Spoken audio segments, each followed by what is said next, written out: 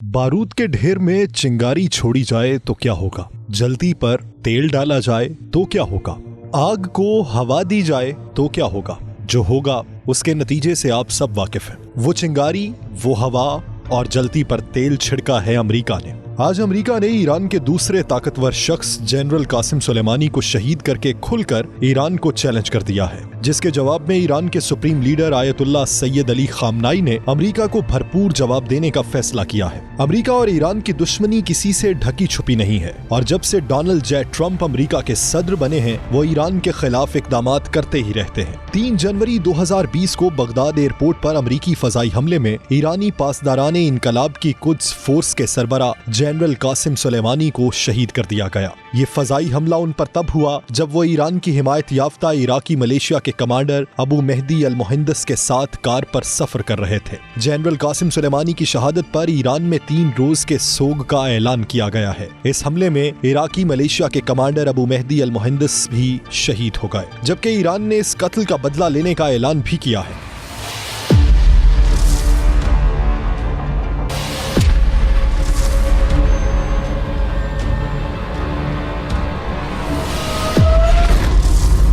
नाज़रीन, आगे बढ़ने से पहले अगर आपने हमारे चैनल को सब्सक्राइब नहीं किया तो हमारे चैनल को सब्सक्राइब कीजिए और बेल आइकन को दबाइए ताकि आपको लम्हा बलम्हा ऐसी मालूमाती वीडियोस पहुंचती रहें। अमेरिका, हॉलैंड और दीगर कई मुमालिक ने अपने तमाम तर शहरियों को इराक फौरी छोड़ने की हिदायत कर दी है। पेंटागन के मुताबिक जनरल कासिम पर हमला अमेरिकी सदर डोनाल्ड जे ट्रंप के हुक्म पर किया गया। जनरल कासिम सुलेमानी को ईरान का दूसरा ताकतवर तरीन बंदा समझा जाता था। वो सिर्फ ईरानी supreme leader Sayyid Ali Khamenei को ही जवाबदेह थे और ईरान के सदर भी उनकी बनाई हुई किसी पॉलिसी को रद्द नहीं कर सकते थे। जनरल कासिम सुलेमानी 1998 से पासदाराने इनकलाब की अल-कुद्स फोर्स के सरबराह थे। अल-कुद्स फोर्स बैरून मुल्क खुफिया ऑपरेशंस करती है। जनरल कासिम गुज़श्ता चंद सालों से ईरान के खारजा उमूर पर खुलकर सामने आए थे और ईरान के शाम और इराक से ताल्लुकात उनकी पॉलिसीज के मुताबिक थे। जनरल कासिम सुलेमानी को द शैडो कमांडर कहा जाता था। जनरल कासिम सुलेमानी इनकलाब ईरान के बाद वाहिद लीडर थे जिनको ईरान का सबसे बड़ा फौजी एजाज निशाने जुल्फिकार दिया गया। कहा जाता है कि जनरल कासिम सुलेमानी ने इराक और शाम में अमरीकी फौजों की मदद भी की थी और उन्हीं की मदद से दाइश और अल-कायदा के खिलाफ अमेरिका को अहम कामयाबियां मिली थी। जनरल कासिम सुलेमानी पर अमेरिका की जानिब से इल्जाम था कि वो लबनानी हिजबुल्लाह और फलस्तीन इस्लामिक जिहाद जैसी तंजीमों की पुष्टपनाही करते हैं, जबकि कासिम सुलेमानी भी अक्सर इसराइल के खिलाफ बयानात देते रहते थे।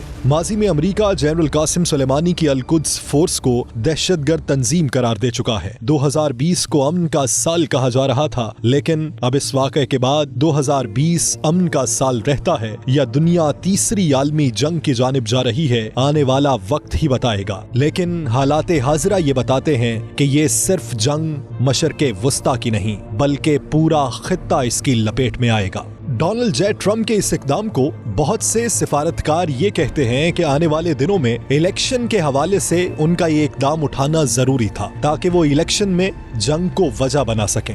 साथ ही साथ बैनुल-अक़वामी उमूर के माहिरीन की राय ये भी है कि डोनाल्ड जे ट्रंप के इस इक़दाम से इसराइल को तो खुशी हुई, लेकिन ईरान आने वाले दिनों में बहुत सख्त कदम उठाएगा। कुछ लोगों की राय ये भी है कि अमेरिका वर्सेस ईरान डायरेक्ट जंग नहीं होगी बल्कि प्रॉक्सी वार की सूरत में कहीं न कहीं पे जंगों का सिलसिला जारी रहेगा। लेकिन अमेरिका के इस इक़दाम से पाकिस्तान के लिए भी मुश्किल खड़ी हो गई है कि आने वाले दिनों में पाकिस्तान किसके साथ किस नौइयत का खड़ा हो पाएगा और उसे अपने मौक़िफ़ में किस मुल्क के लिए क्या तब्दीली लाना होगी, ये वक्त ही बताएगा।